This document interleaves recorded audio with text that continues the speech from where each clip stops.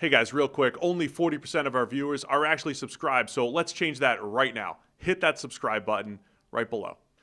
New England Patriots 26, Cincinnati Bengals 20. Patriots move to 10-2, closer to the division and perhaps a number one seed. Bengals fall to 3-8.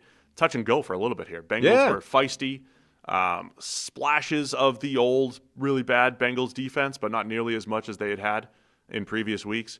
And two different schools of thought here. If you're New England and you're a 10-2 team, happy to get the win, survive, and or you could say it's sloppy against a bad team. Yeah, it's really how you read that. Do you say, look, why were you so flat against a Bengals team that frankly is not very good and has one of the literally the worst defense in the history of the game through 10 weeks or whatever it was? Or do you say, look, this wasn't your day and you still dug deep, you gritted it out, and you find a way of getting a win? That's what championship teams do. I don't know what the right answer to that is, but that's the evaluation that you have for New England coming out of this.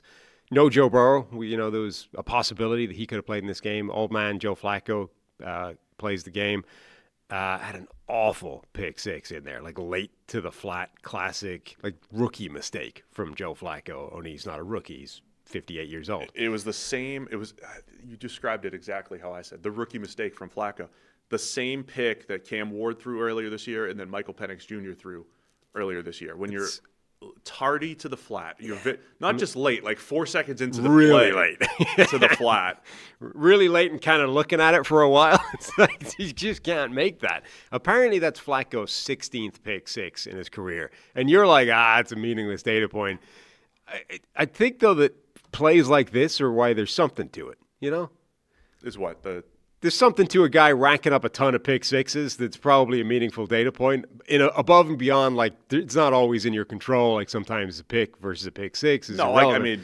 But, like, when a guy racks up 16 of them, it's because he does this quite a lot. Yeah, but I think, like, Blake Bortles never threw one. There was something, right. Like, it was either him or Trubisky, like, never threw one or something, and it's like... It's not it's not a one-to-one data point, right? Yeah. But if you have 16 of them in your career, you've probably done a lot of these things. Anyway, the... 2 pick sixes in this game. Drake May's weird one. I don't know if he was expecting Hunter Henry to stay up the seam, but he kind of lofted it up. May was off early with some of his footwork, kind of like flashback to college Drake May and all the criticisms of him. It's like, man, his footwork's all over the place. He's overthrowing passes. So he has an overthrow Geno Stone pick six. But then, Flacco, that pick six put the Patriots ahead, and they never lost the lead after that. It put New England up 14-10.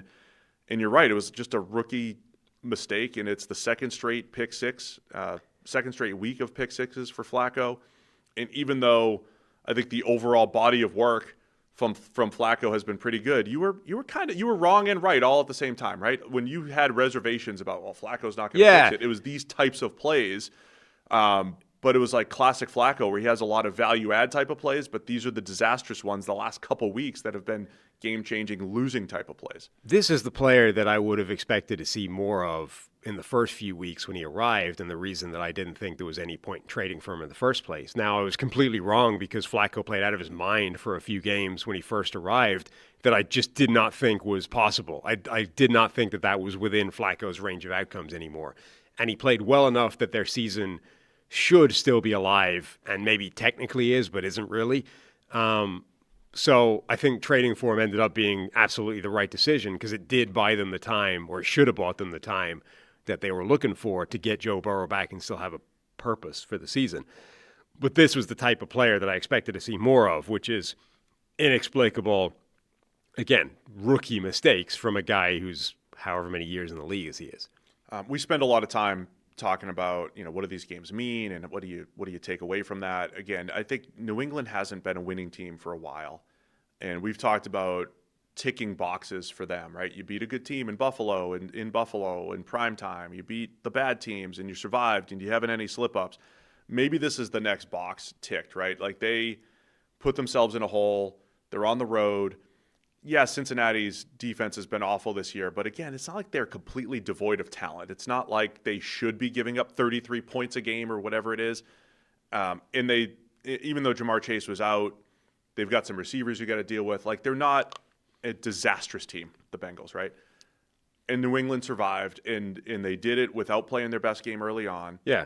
And then, there was a point where we saw Drake May bounce back from that too. I think that's another tick box, not having that stuff implode. They had one drive where they completely flipped the field. One of the throws of the week, Drake May hits Demario Douglas up the seam for, I think it was 33. Unbelievable throw there. Douglas on an end around, and then another wide open pass, and they just completely flipped the field on like 3 plays.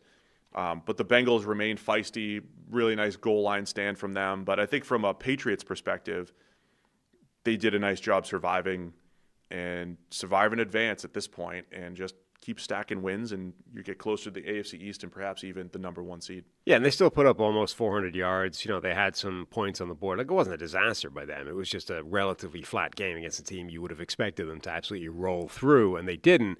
I mean, it feels like one that you just move on from. Like, don't even dig into it too much.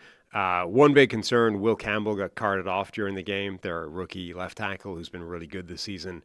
I mean, that's a huge blow if he's gone for any period of time. So there's Jared Wilson, the rookie left guard, left really early. Campbell left later. The great Morgan Moses left, and I think he came back.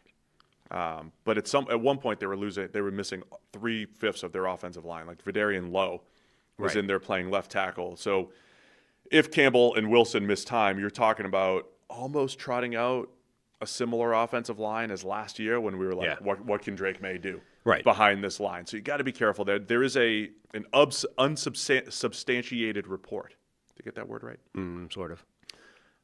That Campbell and Wilson both have sprains. Yeah, Rap Sheet tweeted out 3 minutes ago, in fact, that Will Campbell is believed to have suffered an MCL sprain, and will, in bold, have an MRI on his knee, sources said. He's a candidate for IR, but the hope is he returns when it counts the most. Vrabel had said something sort of vaguely similar right after the game. It's probably more than a week or two, but it doesn't sound like it's season ending. So it's going to be a rough month or so for Drake May in terms of pass protection, but theoretically, and now this is the world New England are in, when the playoffs roll around, you should have him back in action. And then toward the end of the game here, Bengals were down 10. Flacco throws a dime to Mitchell Tinsley, who kind of cooked Christian Gonzalez for a touchdown. Tinsley just continues to make plays when given an opportunity. T. Higgins did have to leave the game with a concussion. Yeah. That puts Thanksgiving in doubt. If he's already concussed, I don't know how he's going to come back for Thursday night. Almost certainly not.